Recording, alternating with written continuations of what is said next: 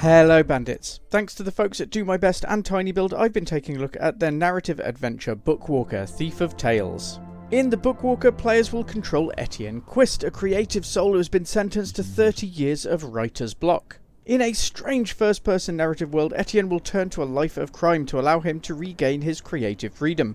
The story will take you through some strange twists and turns which will see you dive into various books to retrieve powerful artifacts.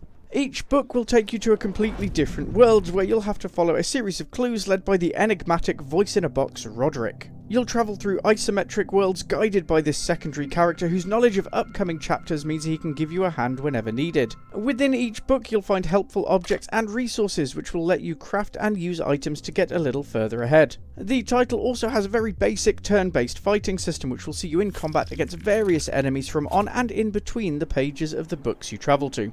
Back in the real world, after completing your literary larceny missions, you'll have the opportunity to rest and level up, adding various skills for your time in book.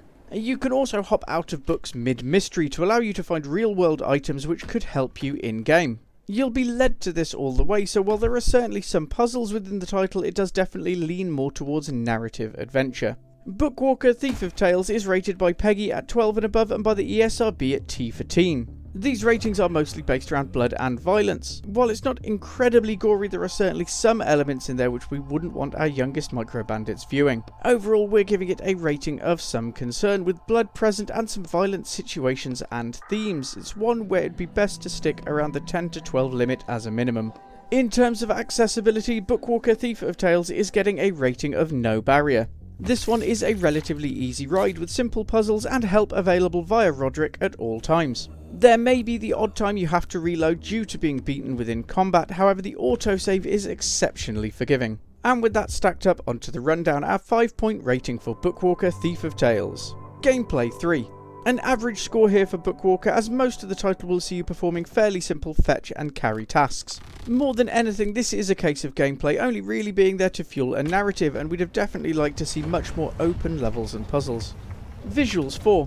While it's not the adventure-soaked first-person hijinks which the trailer may allude to, visuals in the title are implemented pretty well. The isometric view is well created, and where we do hit cutscenes, the visuals really do come into their own.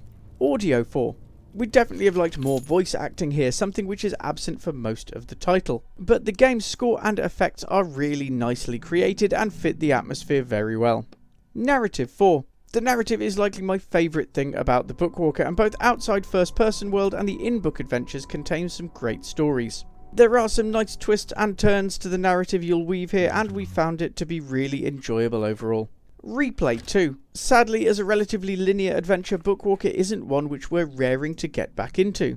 This could have been helped with more collectible items and backstory, as well as with more open-ended puzzles and areas to explore. While we've definitely enjoyed the story, there aren't many options to break off and do your own thing, which would certainly have helped. Overall, the Pixel Bandits Books, the best weapons in the world, level 4 Bookwalker Thief of Tales is a fairly average 6 out of 10. This one really hits the narrative in narrative adventure, and it does hit it very well. Sadly, in doing so, it really leaves behind gameplay, providing an incredibly linear adventure. It's definitely on the good side of average, and if you're looking for a story with some interactive elements, it is certainly one which you should get into. We were hoping for a little more in the way of object puzzles and investigation here, which seemed promising but never really appeared. If you're looking for another broken sword, this isn't it, but those seeking an easy and laid-back isometric walking adventure, it's definitely one which might tick your boxes.